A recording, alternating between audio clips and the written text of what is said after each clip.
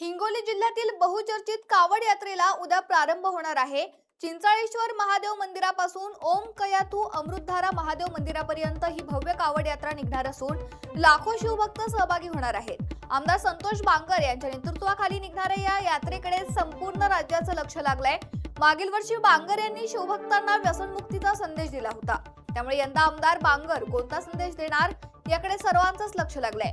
शिवभक्तीचा जल्लोष, मान्यवरांची उपस्थिती आणि बांगरांचा यंदाचा संदेश हिंगोलीच्या कावड यात्रेची उत्सुकता शिगेला पोहोचवली आहे। याचा आढावा घेतलाय आमचे प्रतिनिधी गजानन पवार यांनी।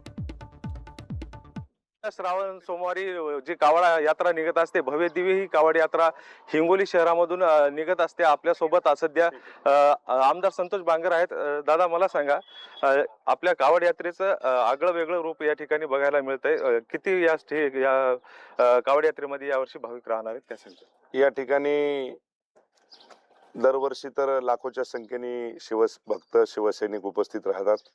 यावेळेस सुद्धा मला असं वाटतं की दुपटीनं या ठिकाणी सर्व शिवभक्त या कावडमध्ये सहभाग त्यांचा राहणार आहे, कारण की लोकांची एवढी उत्सुकता आहे की कावड कधी आहे, कावड कधी आहे। जिल्ह्यातच नाही तर जिल्ह्याच्या बाहेरून आजूबाजूवरून ठिकाणी सुद्धा शिवभक्त या कावडमध्ये उपस्थित राहणार आहेत। लाखोच्या संख्येने या ठिकाणी शिवभक्त या ठिकाणी या कावडमध्ये राहतील।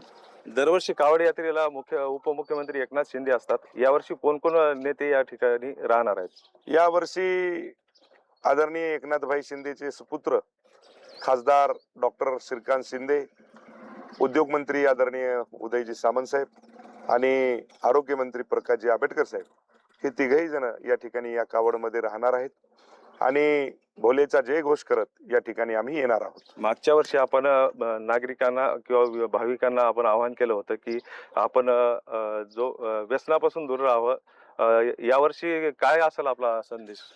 दरवर्षीच तुम्हाला सांगतो की व्यसनापासून दूर व्हावं म्हणून आपण कावडच्या माध्यमातून त्या ठिकाणी शपथ देत असतो आणि बऱ्याच तुम्हाला सांगतो की त्याचा फरक त्या ठिकाणी आम्हाला जाणवतो, कारण की गेल्या वर्षी जे काही व्यसनाधीन लोक राहतात आणि पुढच्या कावडला ज्यावेळेस येतात त्यावेळेस सांगतात की दादा, गेल्या वर्षीची शपथ आम्ही घेतली होती, यावेळेस आम्ही व्यसनापासून त्या ठिकाणी दूर झालेलो आहोत। मला वाटते की हे भोल्याचा चमत्कार आहे।